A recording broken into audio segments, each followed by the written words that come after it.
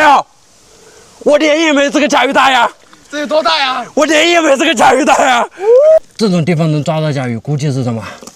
甲鱼在这里面产蛋，有沙子的地方。漂亮！看脚趾甲，漂亮。听声音，石头，硬是石头，软是沙啊，不软不硬是王八啊。感觉应该是能感觉得出来，应该不是石头，这个声音不像石头。来了，哦呦，漂亮！别看这个不大啊，看这个颜色，很老。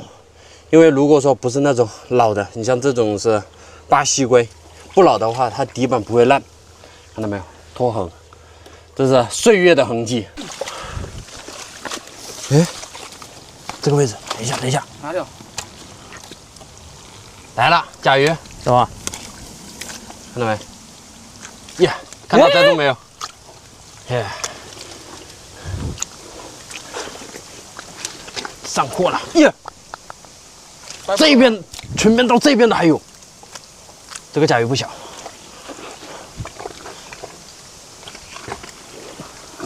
还搞不上来呀？哇！我脸也没这个甲鱼大呀！这有多大呀？我脸也没这个甲鱼大呀！小心哦！咦呀，这个甲鱼，这是甲鱼吧？这个是不是甲鱼哦？呀，舌头都是红色的。给它咬一下这个爬子，不要让它咬到了。洗一下，洗一下。那这么大的甲鱼得多少年啊？今天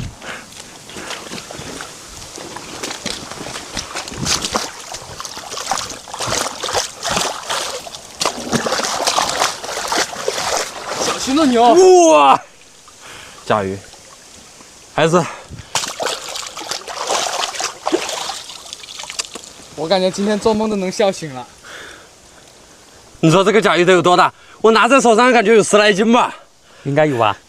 比我头都大吧？我看一下，比你头大多了。看到没有？看这个骨龄，这种甲鱼起码是10几年的老甲鱼。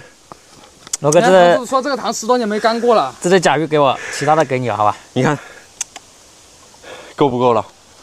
我看一下公的母的，公的，还是公的啊？公的，看到没有？看尾巴，公的。赶紧再找一下，看一下这个得值多少？这种你像这种啊，本身这种甲鱼就很值钱了，然后这么大的就更值钱了。2000， 1000起步吧，1000起步，最少也要1000多，估计2000有可能能达得到。